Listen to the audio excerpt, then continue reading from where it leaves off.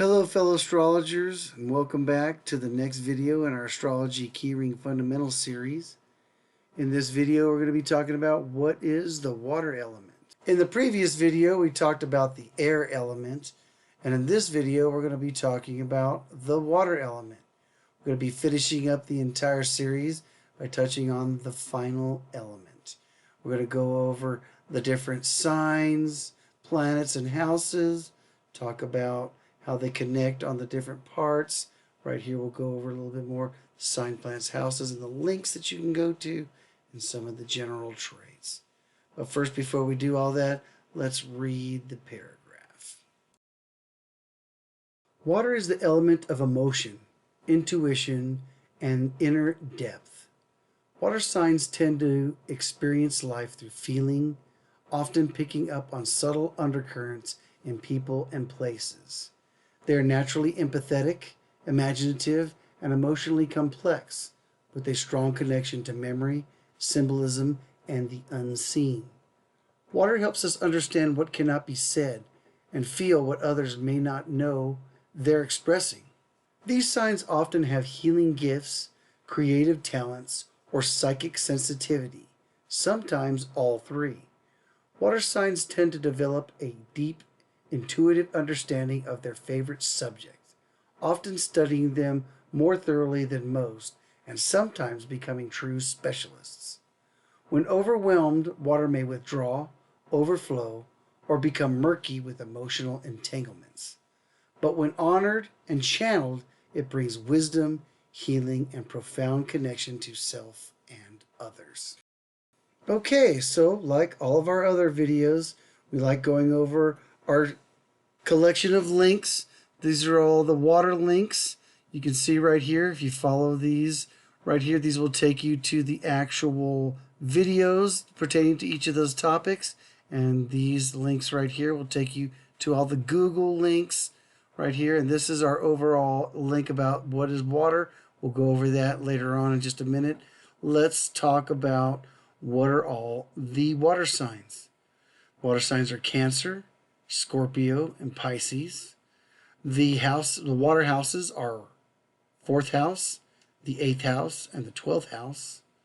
The water planets are the Moon, Pluto, and Neptune.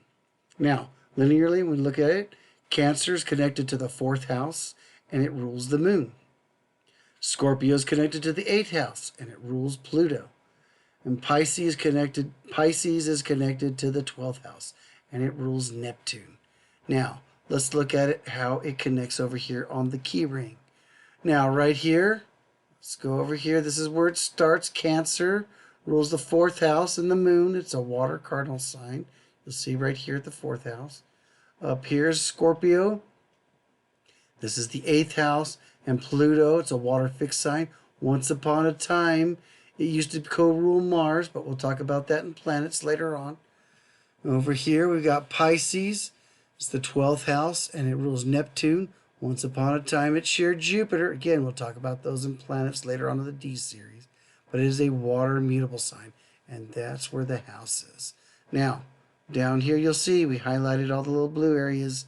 Each one of these blue areas tells you a little bit more about the sign. It's the same information that you had up here, but it breaks it down linearly so you can see it, how it all connects right here.